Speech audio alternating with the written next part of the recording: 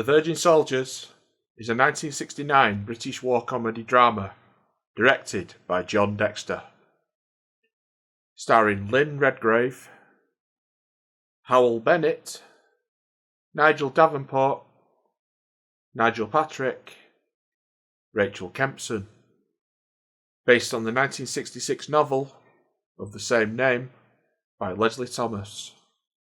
The film is set in 1950 during the Malayan Emergency, a guerrilla war fought in British Malaya. The railway scenes involve a train derailing following the track being blown up by guerrillas.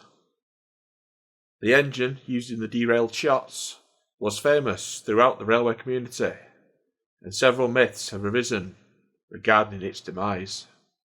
In 1968, British Rail ran its final standard steam gauge locomotives, culminating in the unofficially named 15 Guinea Special on the 11th of August. The train got its unofficial title due to the then exorbitant price of the tickets. 15 guineas in 1968 is around about £250 in today's money. Rather more prosaically, BR called it Britain's last mainline steam train, or, on the ticket, the last steam-hauled train on British Railways on standard gauge track Sunday the 11th of August 1968, and it ran with the reporting number 1T57. It ran over the old Liverpool and Manchester main line from Liverpool Lime Street, making a nostalgic stop at the famous Huskisson Memorial at Rainhill, and it was headed by Black 5 number 45110, it too would be preserved, which had been substituted for 45407, which had been failed before the run. Guinea in West Africa is where much of the gold used in manufacturing the coins originated. In action on that day were Britannia Pacific, 70013 Oliver Cromwell, and Stania Black 5s 44781, 44871, and 45110. Out of those 4 engines, only one did not make it into preservation, and that is the subject of this video.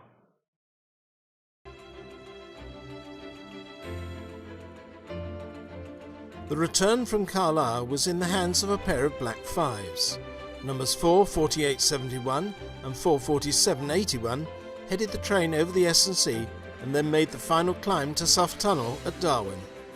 They would hand over to 45110 for the very last part of the tour back from Manchester to Liverpool, so this latter locomotive really earned its right to preservation as the last steam locomotive to work a BR passenger service.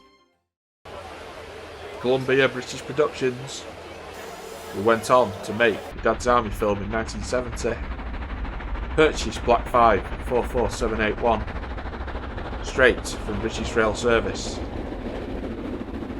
and in full working order. Together with 4 LMS designed Stania Period 3 passenger coaches, filming began on the recently closed Saffron Walden branch line, just past Bartlow Junction. A number of online sources claimed that the Stania 5MT, disguised in Federated Malayan States Railways, numbered 53103, was destroyed during and as part of the filming. This claim could not be further from the truth. 44781 was in fact undamaged, other than a few minor issues, and was basically capable of being re-railed and steamed. The rolling stock was taken down the branch line, and contrary to common belief, was not deliberately derailed, but lifted off the track by breakdown crane. The locomotive was dealt with last, but using a more complex procedure.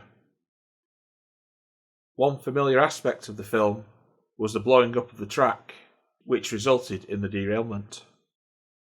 Some preparatory work was undertaken, namely removal of fish plates, removal of a couple of sleepers, plus measures to contain the blast and direct it upwards. The explosions were carried out by a fairly local man with an explosives licence, whose details have now been forgotten. The task was carried out with the carriages already in position, but the locomotive was positioned afterwards. Filming of the guerrilla attack and derailment at Bartlow was done during the twilight hours, and the sharp-eyed, while watching the film,